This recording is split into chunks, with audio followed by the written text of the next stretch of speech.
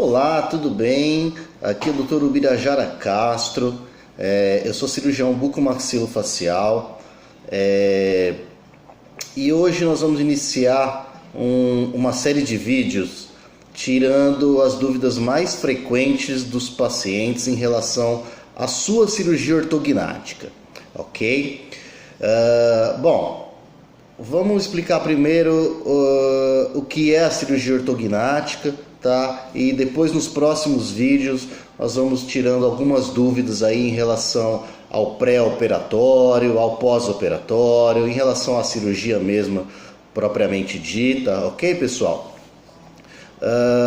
Bom, então é o seguinte, a cirurgia ortognática ela é um procedimento, tá, que se enquadra dentro da especialidade da cirurgia e traumatologia bucomaxilofacial, ok? Vamos dizer que ela é uma subespecialidade da cirurgia e traumatologia bucomaxilofacial.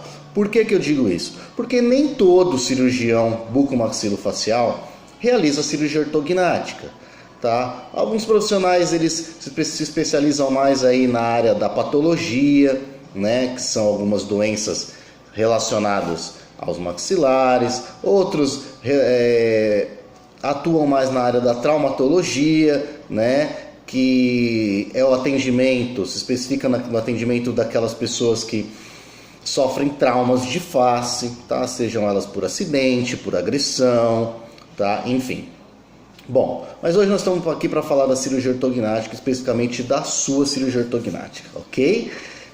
A cirurgia ortognática, então, ela é indicada para quem? Indicada para aqueles pacientes que tiveram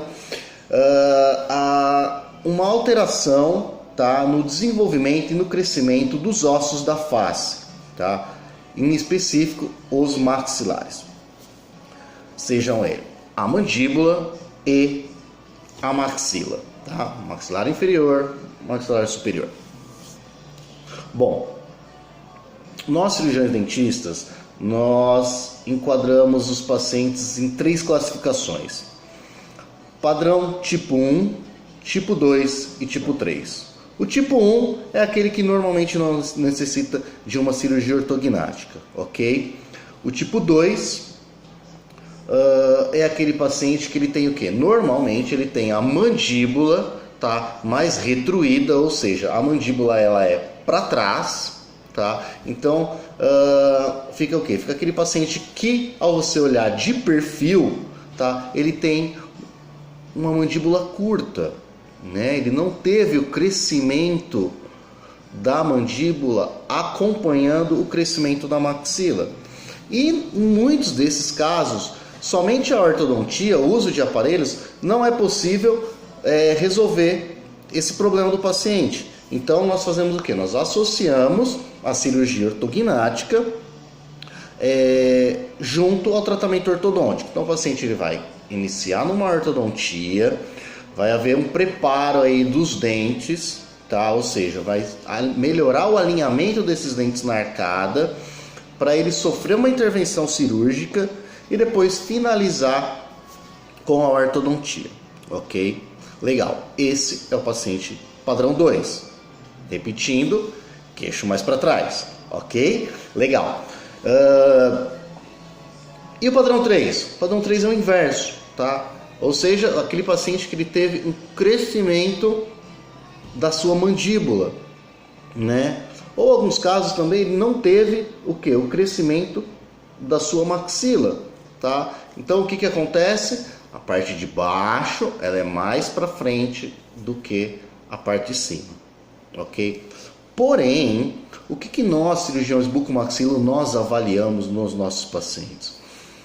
O padrão facial, tá, gente? O que nós buscamos, tá, com a cirurgia ortognática? Devolver uma harmonia facial para o paciente também, tá? Porque a cirurgia ortognática ela não é uma cirurgia com fins estéticos, ela é uma cirurgia com fins funcionais, ou seja, ela precisa devolver mastigação, respiração, deglutição e por fim a estética. Então voltando, mastigação, respiração, deglutição e estética, tá?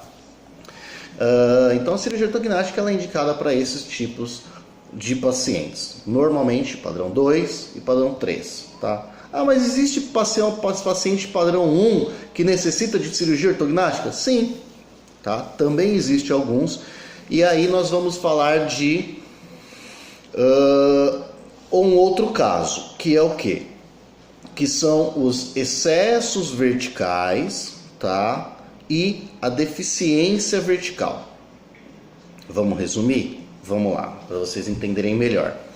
O excesso vertical, ele é classificado quando o paciente ele teve um crescimento maior da sua maxila nesse sentido, ou seja, para baixo. Bom, que tipo de paciente que é aquele? Simples, fácil. Vou lembrar vocês. Todo mundo aqui deve conhecer a Glória Pires, né? Aquela atriz bem famosa, tá? Então, por exemplo, a Glória Pires, ela teve um crescimento vertical da maxila, um excesso do crescimento vertical da maxila, na verdade, porque o crescimento vertical todos nós temos, então ela teve um excesso do crescimento vertical da maxila. E aí, o que acontece? A maxila ela fica muito exposta e quando o paciente sorri, ele fica com aquela faixa de gengiva excessiva, tá? Então, esse é um outro tipo de classificação, ok?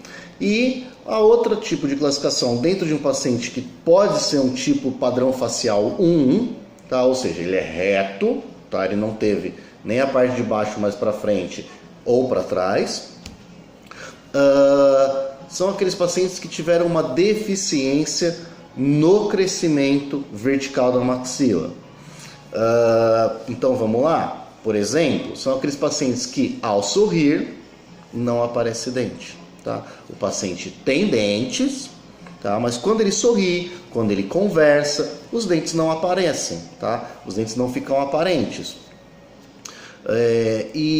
Bom, mas aí você está me falando que o paciente está procurando para realizar essa cirurgia por fins estéticos? Normalmente eles buscam uma melhora na estética, tá? Só que o nosso principal objetivo, como eu já falei, é devolver a função, beleza, pessoal?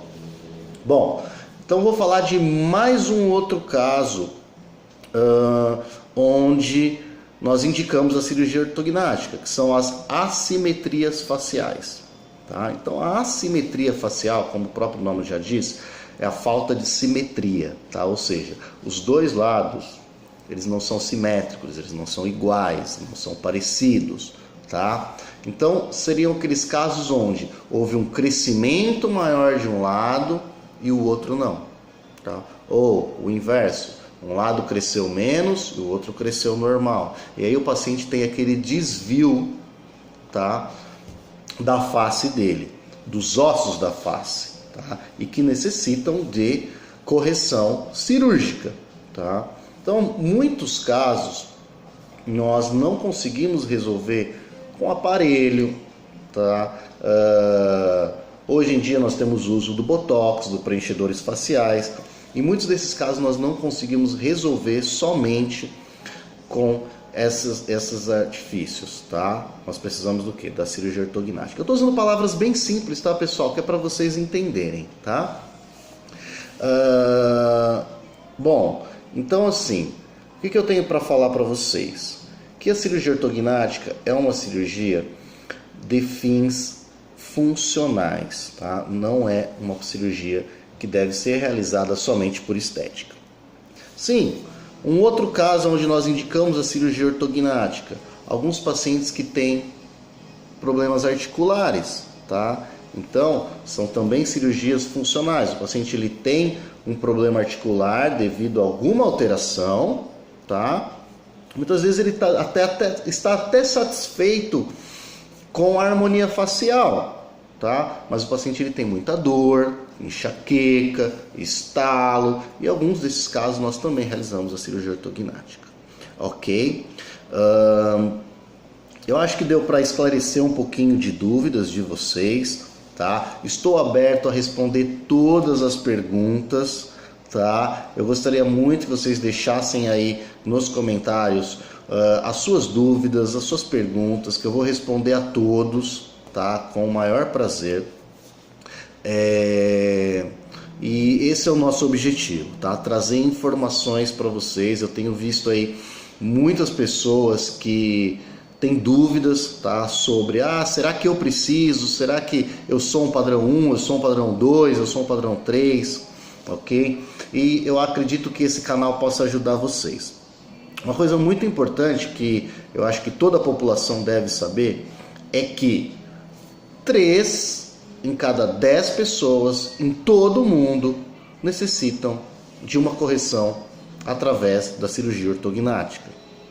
Muitas vezes você pode estar tendo aí algum transtorno, tá? Articular, respiração, mastigação, tá? Respiratório, tá? Eu esqueci de falar desse detalhe, tá? Alguns casos nós indicamos a cirurgia ortognática para corrigir